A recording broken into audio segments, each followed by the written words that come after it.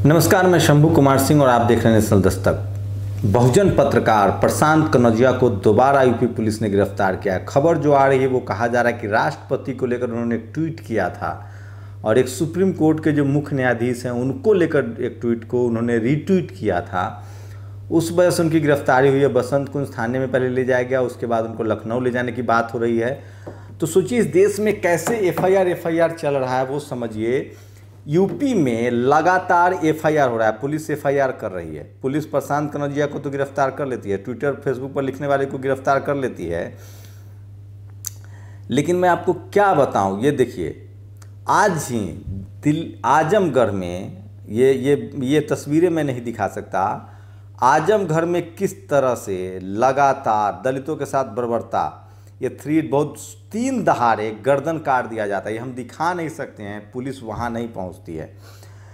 एक जो भारत टीवी के जो संपादक हैं ब्रजेश मिश्रा, उन्होंने एक ट्वीट किया है, वो दिखा रहा हूँ कि किस तरह से फिरोजाबाद में सरेआम एक व्यापारी को जला दिया जाता है, लेकिन उस पर पुलिस नहीं पहुँचती है। तो आजमगढ़ में पुलिस नहीं पहुँच रही है, फिरोजाबाद में नहीं पुलिस पहुँच रही, पुलिस कर क्या रही है? सिर्फ ट्वीट लिखने वाले को गिरफ्तार कर रही है। प्रशांत कनौजिया का वो ट्वीट भी दिखाऊंगा, लेकिन जो आँखी दास है, जो फेसबुक का पूरा खेल चल रहा है, साफ हो गया कि सरकार के दबाव में ट्विटर है, फेसबुक है, यूट्यूब है। हमारा तो चैनल ही भट्टा बैठा दिया गया। हमारे चैनल का तो जो हमारे 4 मिलियन सब्सक्राइबर हैं वो उनके पास भी नोटिफिकेशन नहीं जाता है, कम्युनिटी में भी डालते हैं तो नहीं जाता है। तो आपके चैनल को बैठा दिया गया। मुझे रोज़ हज़ारों फ़ोन आते हैं, लेकिन क्या किया जाए।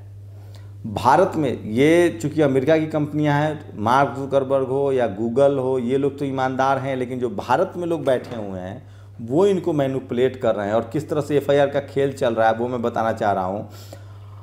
हेट स्पीच मामले में फेसबुक के एग्जीक्यूटिव के खिलाफ आँखी दास ने एक पत्रकार के खिलाफ केस दर्ज कराया दिल्ली में। उस पत्रकार ने छत्तीसगढ़ में चूँकि कांग्रेस की सरकार है तो वहाँ आँखी दास के खिलाफ केस दर्ज करा दिया। तो क्या अब ये सॉल्यूशन है?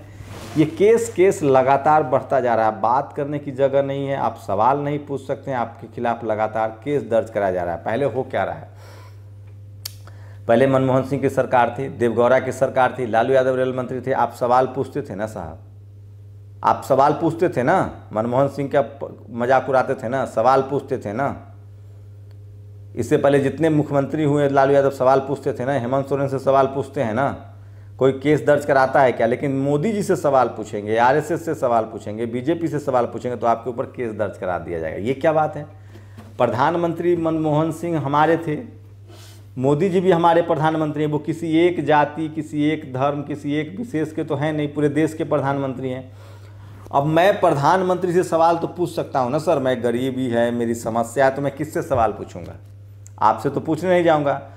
तो समर्थकों को लाके तो बीजेपी ने सबको बांट दिया है, जाति में, धर्म में, मजहब में, और आप सवाल पूछेंगे आप पर केस दर्ज कर लिया जाए। तो यही हो रहा है। तो ये जो फेसबुक की जो भारत की हेड हैं, सेंट्रल एशिया की हेड हैं आँखी दास, इनका बीजेपी कनेक्शन साफ हो गया। अब इन्होंने जो लोग इन पर सवाल उठा रहे थे उनके खिलाफ इन्होंने केस दर्ज कराना शुरू किया।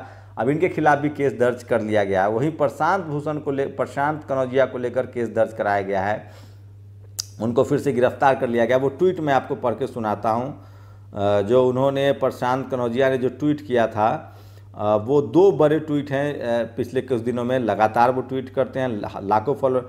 कितना भी समर्थन कर लो, निमंत्रण तो मिला नहीं क्योंकि वो आपको अछूत मानते हैं, लेकिन आप जैसे गुलामों को भारत के इतिहास में चमचा ही कहा जाएगा। कांसीराम ने आप जैसे लोगों के लिए ही चमचा युग लिखा था। सर मानी चाहिए ऐसे राष्ट्रपति को, धिक्कार है। ये उन्होंने राम मंदिर से जोड़ती हुई एक पोस्ट लिखा था।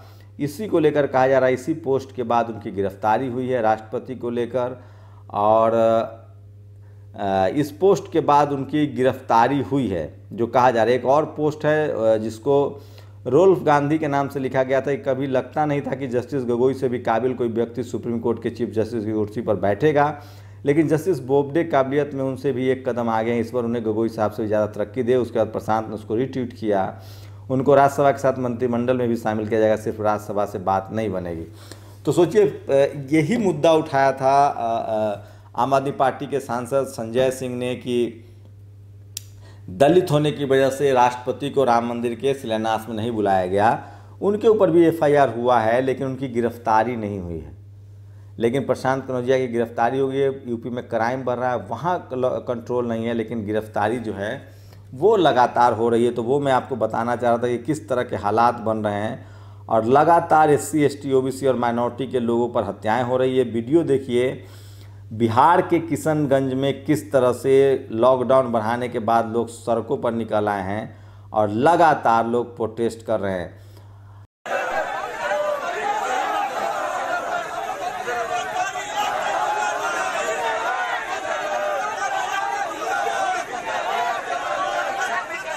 आप सोचिए यूपी में क्या हालत है। यूपी के बलिया में एक महिला जो थी वो भूसा बेचती थी, चारा होता है भैंस का चारा, सरकार ने जुर्माना कर दिया। अब उनको एक रिपोर्टर थे भारत टीवी का, उन्होंने उनको अपने पैसे से सरकारी जुर्माना दिया है और तराजू वापस मिल गया। अम्मा फिर से भूसा बेच सकेंगे, आप सम्मान के साथ इज्जत की रोटी कमाकर अपने बच्चों को खिलाएंगी, भारत माता।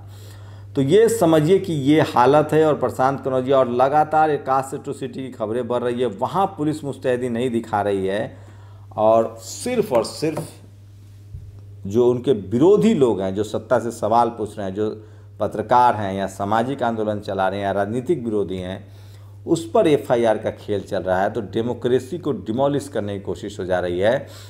सरकार से सवाल पूछना हर नागरिक का कर्तव्य है। जो उनसे संतुष्ट हैं वो उनके पक्ष में लिख सकते हैं, उनको अधिकार है, लेकिन जो संतुष्ट नहीं है वो सवाल पूछ सकते हैं। उनको जेल में डालना मुझे लगता है ये सही नहीं है। बाकी मामला कोर्ट जाएगा, तो उनको पहले भी जमानत मिली है, फिर से भी जमानत मिलेगी।